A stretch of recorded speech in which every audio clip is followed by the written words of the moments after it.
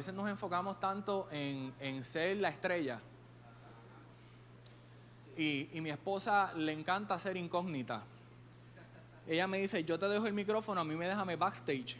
El problema es que no entendemos que detrás de las cortinas hay más trabajo que aquí, que el que está al frente. Entonces queremos ser la estrella y nos colgamos en lo básico. Entonces los que están allá afuera a veces no quieren entrar acá adentro porque dicen, pero es que ¿cómo es posible que aquel esté allí cantando, adorando, exaltando?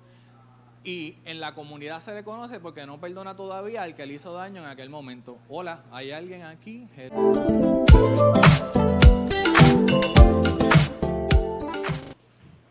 ¿Cuántos pueden adorar al Señor? Hay ambiente para seguir adorando y exaltando al Señor y uno no sabe si da la conferencia, si predica, pero hacemos aquí un mix de todo un poco. Ya estamos ahí. Sanidad interior, vamos a trabajar un poco esta temática. Ya hablamos de emociones, estabilidad emocional y todas esas cosas, ansiedad, preocupación, pero ¿qué importancia tiene que la iglesia hable acerca de lo que es la sanidad interior? Queremos en esta tarde ya establecer el significado de lo que es el término sanidad interior, conocer las implicaciones en la vida del cristiano y definir el perdón y abordar los beneficios de este. Son nuestros 3 objetivos que queremos trabajar en la tarde de hoy. Pero introductoria, ¿qué es eso? Que lo escuchamos en la radio, lo escuchamos en el televisor, lo escuchamos o lo leemos más bien en tantos libros motivacionales que vemos y tantas cosas. ¿Qué es eso que llamamos sanidad interior? Yo necesito que usted me lo defina porque a lo mejor no tenemos la misma definición y para mí es meritorio conocer. Cuando usted escucha la palabra sanidad interior, ¿qué viene a su mente, iglesia? Un voluntario, una voluntaria, porque mire, ya dijeron que hay lasaña de pollo. Y honestamente, yo no quiero que la lasaña se enfríe. Yo pienso que ustedes tampoco. Así que, ¿qué es sanidad interior? Débora. Sanidad de las heridas, utilizando como mecanismo el Espíritu Santo. ¿Alguien tiene alguna otra definición?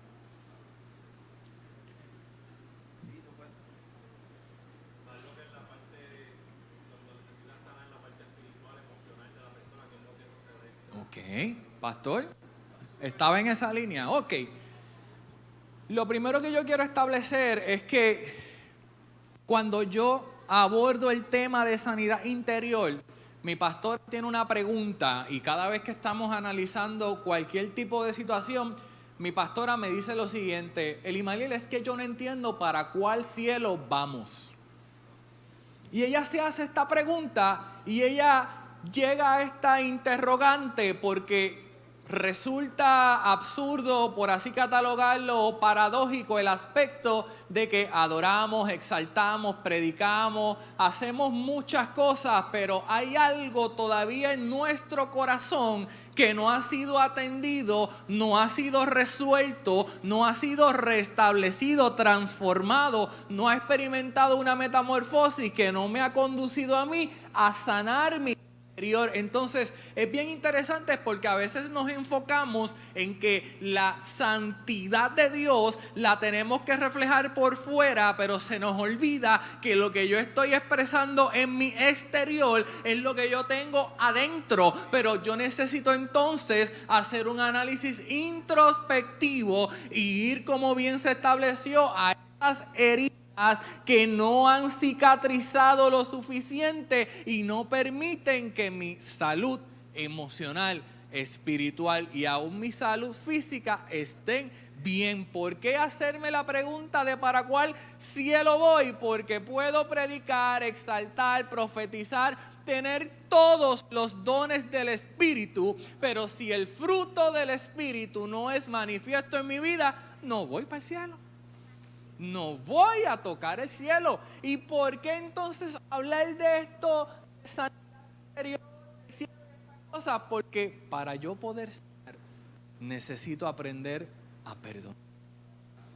Y ahí es donde estriba la gran problemática del ser humano. La sanidad interior es un proceso mediante el cual la persona es liberada y sanada de heridas y de traumas del pasado. No necesariamente tuvo que vivir cosas terribles, a veces situaciones simples, pero hay un efecto indiscutible que marcó su vida. Cuando nosotros trabajamos el trastorno de estrés postraumático, si usted estudia el origen de este trastorno, al inicio se aplicaba a los hombres y mujeres que pertenecían al servicio militar, porque la experiencia de la guerra generaba en ellos un trauma que les impedía cuando regresaban de la guerra poder adaptarse a la vida normal. Este trastorno entonces va evolucionando y se diagnostica PTSD a toda persona que ha experimentado o que ha sido testigo de un evento donde la vida de esa persona o de otra persona ha estado en riesgo. ¿Nos estamos entendiendo, iglesia? Ahora bien, un evento traumático en mi pasado, aplicándolo a nuestro contexto aquí hoy en día, es una situación particular que fue directa o indirectamente y que guardó relación conmigo, que tuvo un efecto que yo todavía no he podido superar, que ocupo la posición en la iglesia, que hago muchas funciones, pero no le puedo pasar por el lado al hermano X, al vecino, al familiar, porque no logro desarrollar la capacidad de perdonarlo. ¿Y para cuál cielo vamos? Esta es la parte del taller que a veces nos gusta. Pero créame, yo guié 2 horas para acá y yo necesito. Porque todavía me faltan 2 horas más.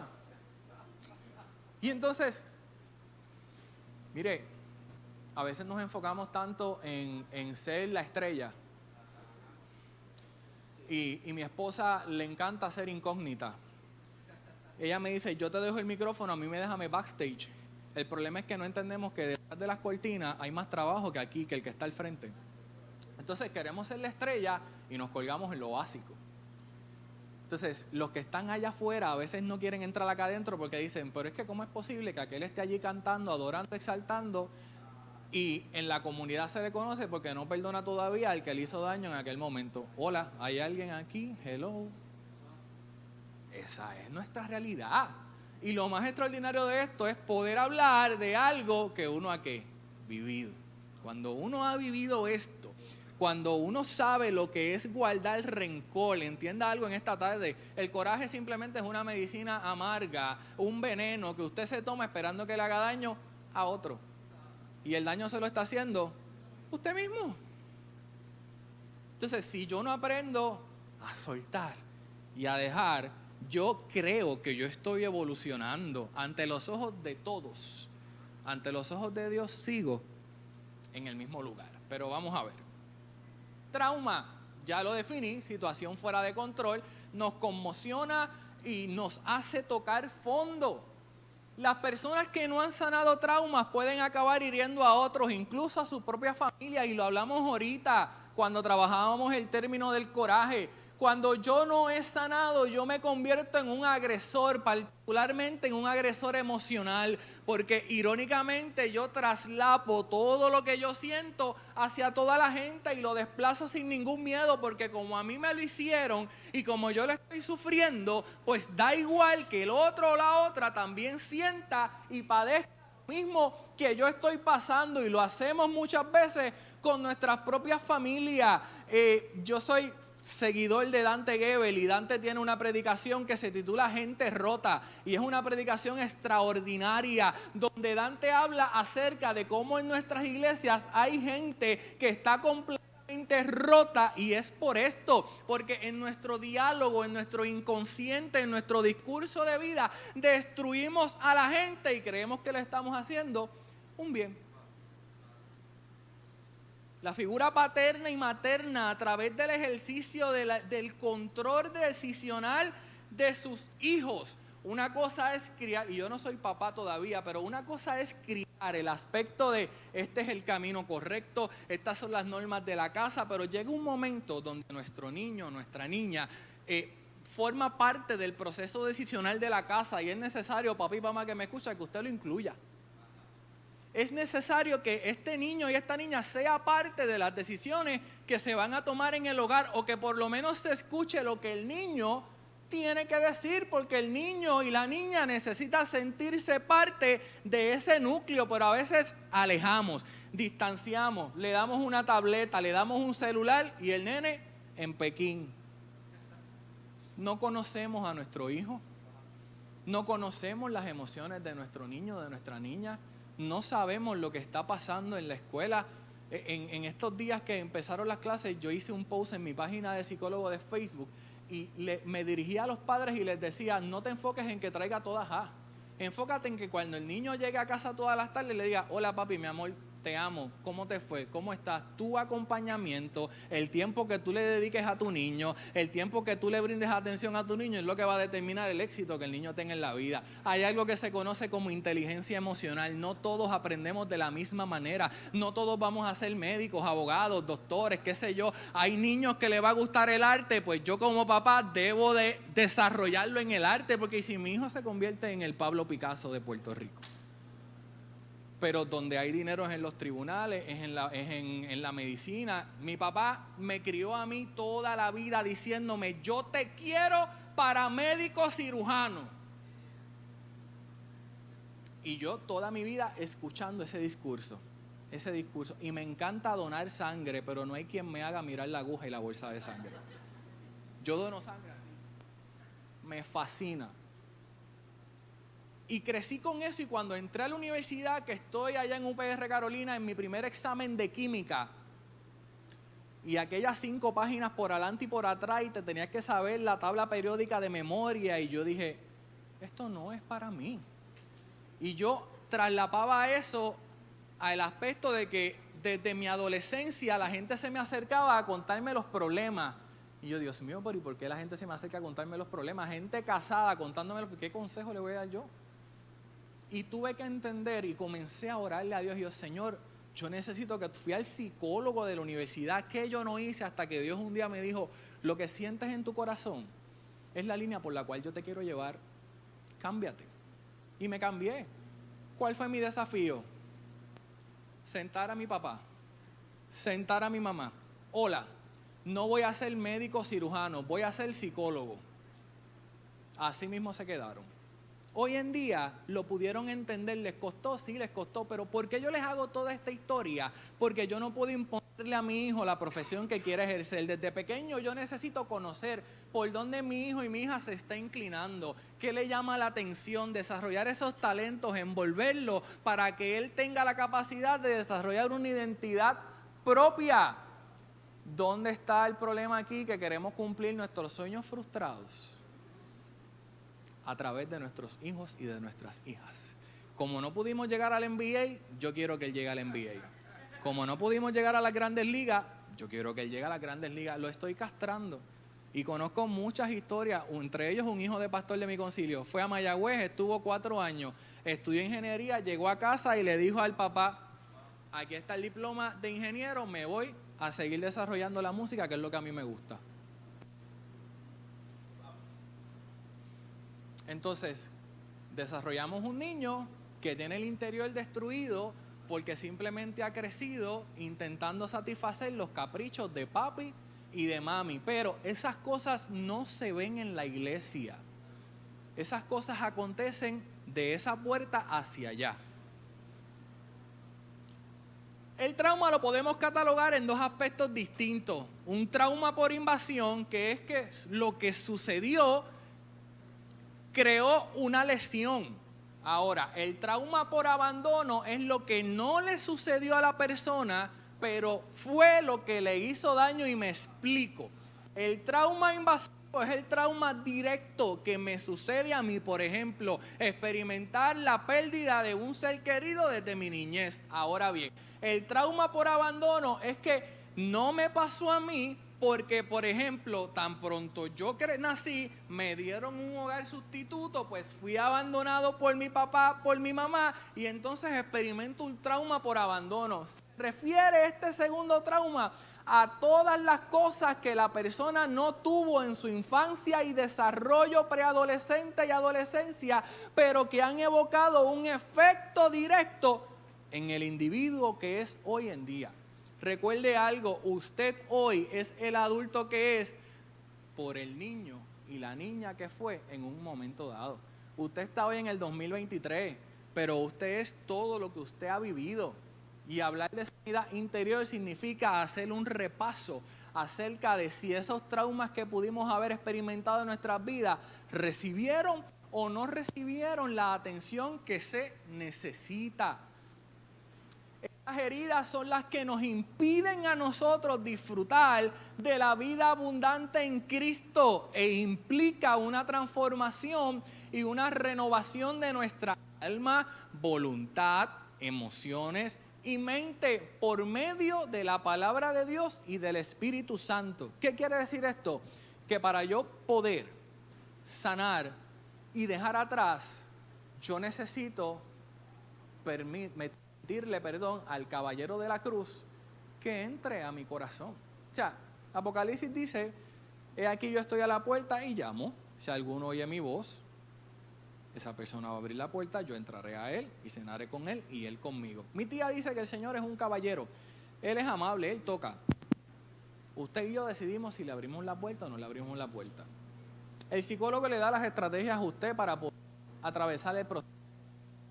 Dios se encarga de transformar ese corazón. Porque Él es el médico por excelencia. ¿Por qué Dios se encarga de hacer esto? Se lo voy a explicar más adelante. Hay muchos creyentes que siguen atados al pasado y a las heridas recibidas en su vida. Continúan atados a vicios, víctimas de la depresión, sentimientos de rechazo, entre otros, y llevan una vida de victimización y siempre se ubican en la posición de la víctima. Es que a mí me hicieron, es que yo sufrí esto, es que me pasó esto. Lo que pasa es que para ti es fácil porque tú no has pasado por lo que yo pasé. Tú no sabes por lo que yo pasé. Estamos los dos ubicados en la misma situación. La única diferencia es que uno decidió, el otro no decidió. Esto es simple, si lo queremos ejemplificar, miremos la situación del adicto a alguna sustancia. El adicto a alguna sustancia siempre utiliza para su beneficio que su vida ha sido difícil, que su niñez no fue fácil, que fue un proceso donde tuvo muchas carencias, que él se vio obligado a entrar a ese mundo. Y cuando los tengo, yo les hago una pregunta. Y cuéntame, ¿qué te obliga a permanecer en ese mundo? Entonces, ahí rápido viene el mecanismo de defensa de un automático. No, mister, es que lo que pasa es. Y no, mister, es que lo que pasa es. Y no entro en un criterio de juicio, simplemente entro en el criterio de cómo voy buscando excusas para no reconocer que tengo un problema. Y cuando yo utilizo el modelo de Prochaska y Di Clemente, que establece las etapas de cambio en los pacientes de sustancia, lo primero que estos dos autores nos enseñan a nosotros es que para que la persona pueda dejar una adicción, tiene que reconocer que tiene un problema. Para yo poder ser testigo y parte del rapto de la iglesia, yo necesito entender que tengo un problema. Que hasta que yo no deje mi ofrenda en el altar y yo me acerque a la persona que yo sé que me hizo daño y yo vaya y le diga, te amo. Porque es fácil venir aquí y predicarlo.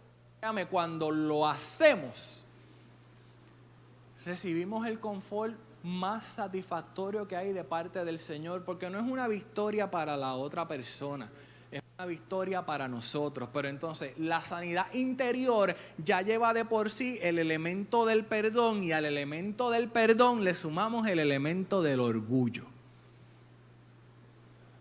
No, yo no, que venga él y que venga ella. Y entramos en estos debates porque así es el ser humano. Entonces, es bien interesante cuando yo soy capaz de quitarme el orgullo de encima y reconocer que si Cristo, siendo hijo de Dios, y Isaías dice que no estimó el ser igual a Dios como cosa que aferrarse, cuando estaba en aquel momento de la Santa Cena, la Biblia dice que ¿qué le hizo Cristo a los discípulos? ¿Qué le lavó? Le lavó los pies. ¿Alguien aquí ha tenido la experiencia de pasar por el lavado de pies en una santa cena? ¿Alguien puede describir lo que se siente? Dilo, grítalo, Débora. Uno siente que uno es nada. Nada.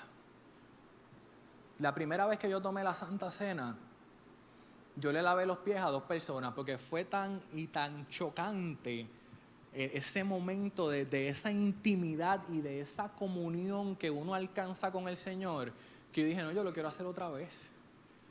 Porque es que yo estoy sintiendo que yo estoy llegando a la casa del alfarero y que el alfarero me está destruyendo y que mi orgullo está siendo vencido por el amor y la misericordia del Señor. Si Cristo tuvo la capacidad de inclinarse y lavarle los pies a aquellos hombres, palparlos con sus propias manos, ¿quiénes somos nosotros para no emular la conducta del Señor? Mi pastor diría que este es el ambiente que le encanta predicar. Pero es la realidad, porque no todo siempre va a ser la expectativa cultica, no todo va a ser siempre la efusividad de que estamos adorando al Señor. La adoración es un estilo de vida. Y el mejor estilo de vida que yo puedo tomar en mi recurrencia en este planeta es aprender a entender que ya no vivo yo, sino que Cristo vive en mí. Y si realmente Cristo vive en mí, yo no voy a tener ningún temor de hacer lo que Él quiere que yo haga. ¿Nos estamos entendiendo, iglesia? Dudas, preguntas hasta ahora. ¿Estamos bien? ¿Cómo alcanzo la sanidad interior? Aquí tenemos una serie de pasos. Número 1, renuncia a los sentimientos de culpa.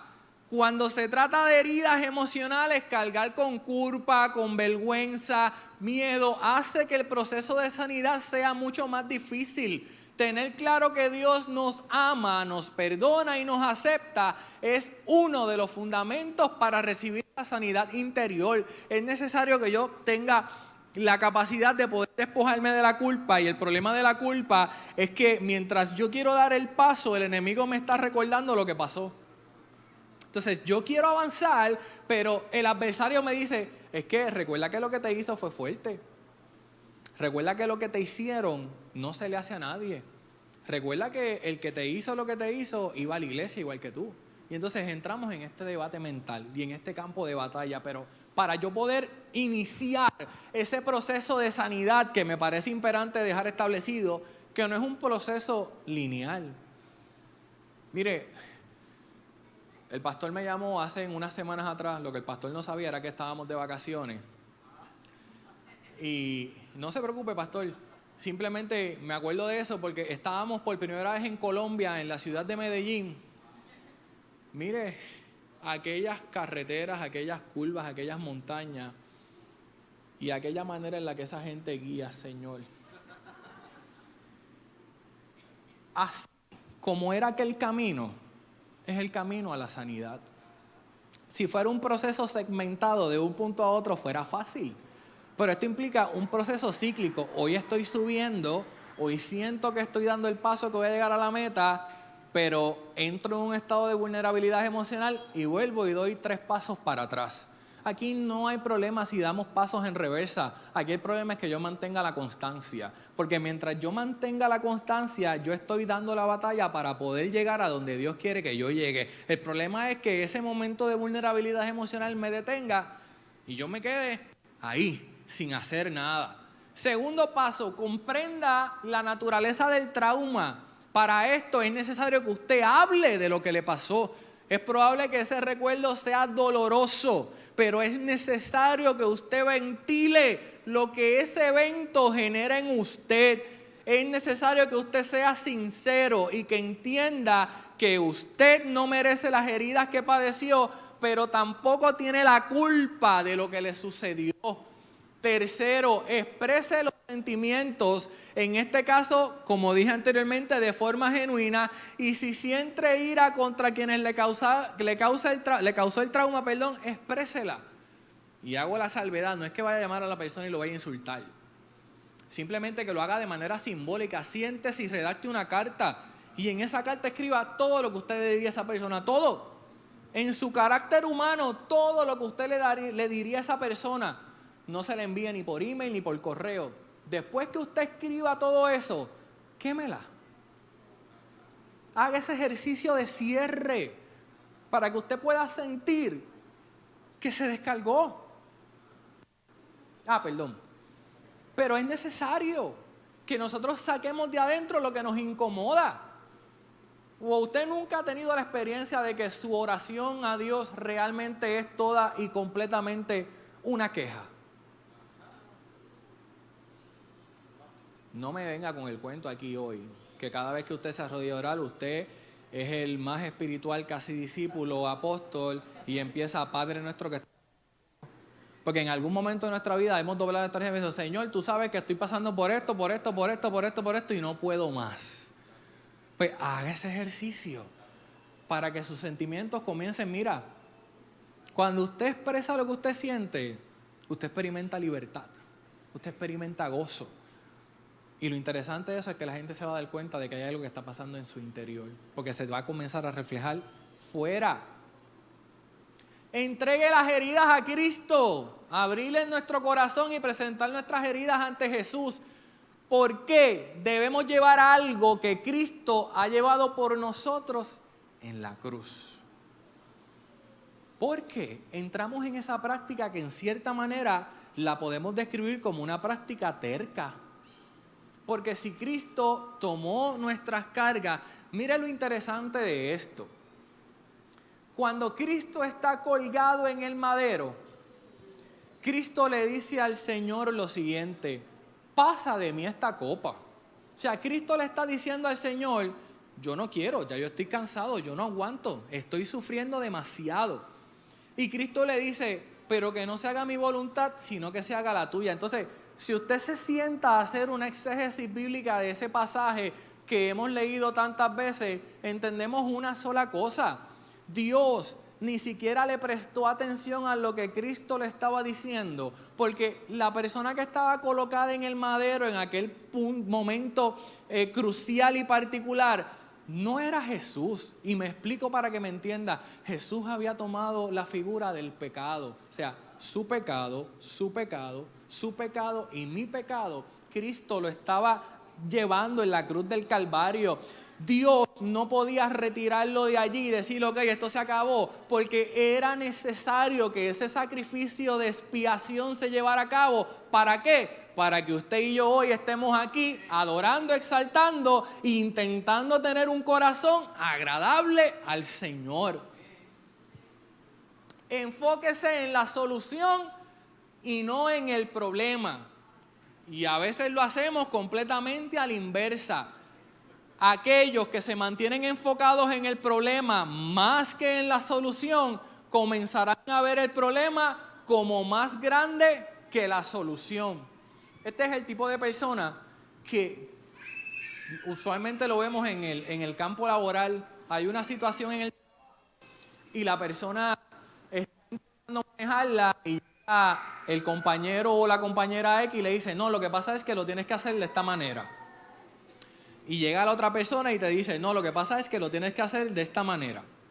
Y llega un tercer individuo y te dice, no, lo que pasa es que lo tienes que hacer de esta manera. Y tantas veces nos dicen que lo tenemos que hacer de esta manera que llega un momento que preguntamos, ¿cuál es la manera? Y el punto es que no hay manera. Porque todos hablamos, pero nadie actúa. Entonces todo el mundo está concentrado en lo que está pasando. Y yo necesito darle un giro de 180 grados para, en vez de mirar lo que está pasando, enfocarme en las posibles alternativas de trabajar en la situación. Recuerde que aquí no se busca que usted cambie por completo. Aquí se busca que usted modifique estilos de vida y conductas. A veces tenemos patrones de conductas insalubres. Escuché ahorita en la ponencia que hablaban acerca de la alimentación y qué sé yo. A veces nos quejamos de que somos hipertensos, de que somos diabéticos, de que somos tantas cosas. Y entonces, lo toco levemente, nos tenemos que preguntar, ¿qué comemos? Porque entonces no nos gusta hablar de esos temas, pero la Biblia dice que el cuerpo es templo ¿de qué? Del Espíritu Santo. Y se supone que el cuerpo es templo del Espíritu Santo. ¿Y qué yo voy a hacer con el templo del Espíritu Santo? Pero lo dejamos el día que venga el nutricionista o la nutricionista y nos pueda orientar sobre eso. Saquemos el odio y el resentimiento, nuestras propias reacciones por lo que nos hicieron, es lo que nos mantiene en prisión espiritual. La ira, el odio, el resentimiento y la amargura nos conducen a somatizar el dolor. Entonces, ser síntomas de índole emocional los comenzamos a trasladar a nuestra vida física y desarrollamos condiciones de salud física simplemente porque tenemos el corazón lleno de odio y lleno de dolor. Mire, yo tuve una compañera de trabajo que esa muchacha honestamente siempre estaba amargada. Siempre. Y yo decía, Dios mío, pero ¿por qué esta muchacha es así? ¿Por qué no sale una sonrisa? Y todo el mundo la etiquetaba como la amargada. Intenté varias veces bordearla, intentar establecer alguna relación de trabajo, nada. Hasta que un día me senté con mi jefe y le dije, fulana, ¿por qué fulana es así? Y me dijo, lo que pasa es que nadie sabe lo que pasa en la casa de fulana. Y yo, pues, ¿qué pasa en la casa de fulana? Lo que pasa en la casa de fulana es que su papá es alcohólico y su mamá es esquizofrénica y ella está encargada de atenderlos a los dos. Entonces, tiene esa situación en casa y trabajaba en la sala de emergencia de un hospital psiquiátrico. No, va a estar feliz. Me va a contestar el teléfono, Dios te bendiga, gracias por querer venir al hospital. No. Entonces, esto es lo que hay. ¿Qué necesita esta persona? La persona no necesita decirle, mira, de verdad que tú estás apestando. No. La persona necesita que yo me siente, busque en la palabra algún pasaje que pueda llegar a su corazón y dejarle una notita en el escritorio sin hablarle, pero que el mensaje está ahí visualmente. Para intentar dejarle saber a esa persona, hola, yo me estoy interesando por ti. Porque la sanidad interior implica un proceso decisional en el individuo que tiene que sanar, pero esta parte es bien interesante. Yo no puedo presionar a la persona para que sane. Ni puedo pararme aquí, no, lo que pasa es que hasta que no dejes eso, no, yo me acerco. O sea, una cosa es el sermón, otra cosa es el trato individual con cada cual.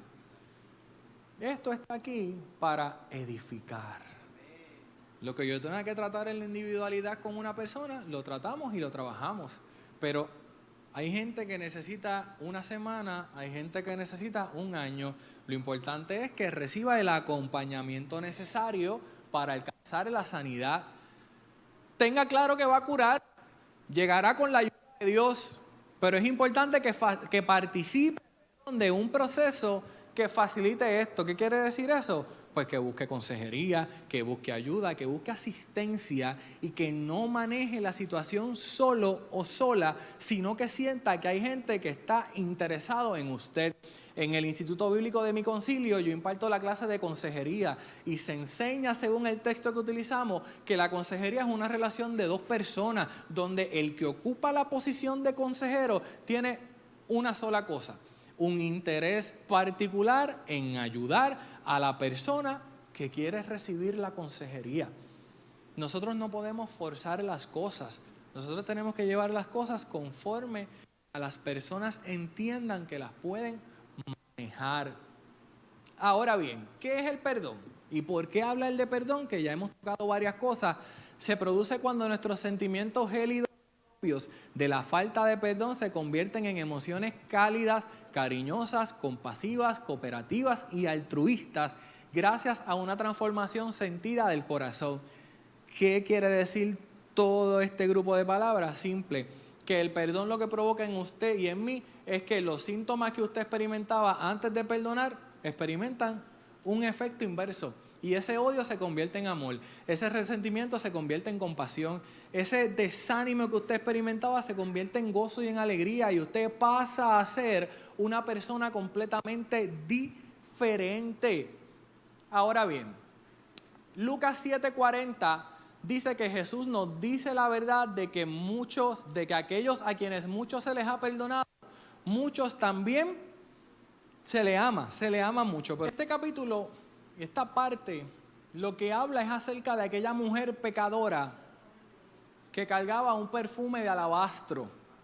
¿Por qué hacer referencia a esto? Y hago énfasis entonces en la versión de Marcos, Porque si usted estudia los evangelios, usted sabe que el evangelio, Mateo, Marcos, Lucas, Juan, es una narración experiencial de cada uno de estos discípulos. Cada cual escribió conforme a lo que vivió, a lo que observó y a lo que conoció a Cristo. Entonces, Lucas me da unos detalles, pero Marco me dice, y hubo algunos que se enojaron dentro de sí y dijeron, ¿por qué se ha hecho este desperdicio? Y entonces, más abajo, en el capítulo de Lucas que leyó Débora, Simón se cuestiona el aspecto de que dice, si conocieran realmente quién es esta mujer, o sea, ubíquese en la posición de Simón, ubíquese en la posición de estos hombres. Mientras la mujer, siendo pecadora, pudo reconocer quién era aquel hombre sobre el cual ella derramó aquel aceite, los religiosos simplemente lo que hicieron fue, es que es una pecadora,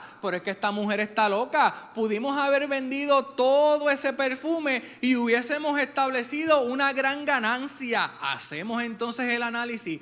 A Dios no le interesaba una ganancia económica. A Cristo le interesaba ganarse aquella alma para que pudiera recibir la salvación que tanto necesitaba. ¿Cuál es nuestro problema y en qué nos aplica esto? Simple. Nos ubicamos en la posición de Simón. Es que me hizo daño, es que aún me duele lo que me hizo, y es que Dios, tú sabes que es una pecadora, y Dios acá es pecadora igual que tú, es pecador igual que tú, y así mismo como yo te estoy amando a ti, yo también la tengo que amar a ella, porque mi amor es absolutamente para todos. Jesús simplemente lo que nos está diciendo es, todos tienen que perdonar porque todos tienen derecho y acceso al amor que yo les quiero brindar. Aquí no importa cuánto se pueda perder materialmente hablando en el proceso. Aquí simplemente lo que importa es que yo tenga la capacidad de reconocer qué tiene más importancia, mi salvación o seguir guardando un rencor que no me va a permitir a mí experimentar la promesa de la vida eterna. El perdón forma parte esencial de que las heridas no continúen doliéndonos. Significa abandonar el deseo de herir a la otra persona. Esto no es otra cosa que la ley del talión, ojo por ojo y diente por diente. Es un proceso difícil e incómodo. No es una debilidad, es lo más poderoso que nosotros podemos hacer como seres humanos. ¿Qué propósito tiene entonces la sanidad interior? Que lo que le afectó a usted y a mí en el pasado tiene vigencia en el presente, y por eso Jesús es el único que viene a sanar nuestros corazones quebrantados. ¿Qué nos dice Isaías 53? Despreciado y desechado entre los hombres, varón de dolores, experimentado en quebranto, y como que escondimos de él el rostro, fue menospreciado y no lo estimamos. Ciertamente llevó él nuestras enfermedades y sufrió nuestros dolores, y nosotros le tuvimos por azotado, por herido de Dios y abatido. Mas él herido fue por nuestras rebeliones, molido por nuestros pecados. El castigo de nuestra paz fue sobre él, y por su llaga fuimos nosotros curados. ¿Qué implica el mensaje de Isaías? Simple: el día que usted y yo seamos Dios, ese día escogemos entonces a quién vamos a perdonar, a quién no vamos a perdonar. Mientras estemos ubicados en la figura de hijo de Dios, que es lo que somos y lo que siempre seremos, necesitamos aplicar ese contexto en nuestras vidas. Cerrando, la Biblia, cuando Jesús anunció esto, el hecho de que Jesús citó este pasaje cuando comenzó su ministerio hace hincapié en la importancia de la sanidad interior. Jesús cita estas mismas palabras en Lucas y está hablando de lo que el profeta dijo acerca de él.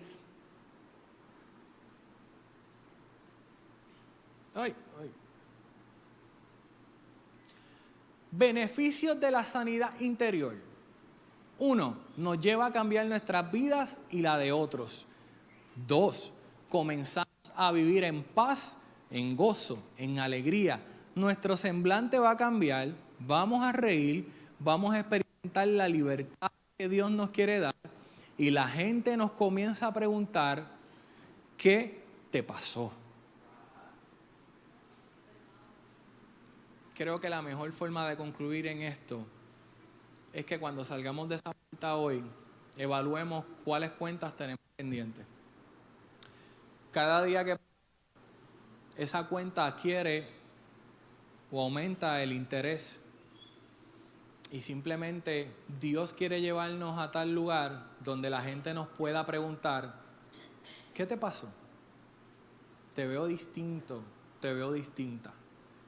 Pero esto es simple, iglesia, es un asunto decisional, donde exhortamos y traemos la enseñanza, pero es una decisión individual que cada uno tiene que tomar si queremos que cuando la trompeta suene, experimentar lo que es caminar por las calles de oro y por el mar de cristal. No hay otra cosa que esté en juego, ni la posición, ni el título, ni nada. Es simplemente que el Señor me llame y me diga, en lo poco fuiste fiel, en lo mucho te pondré, entra en el gozo de tu Señor. Dios les bendiga.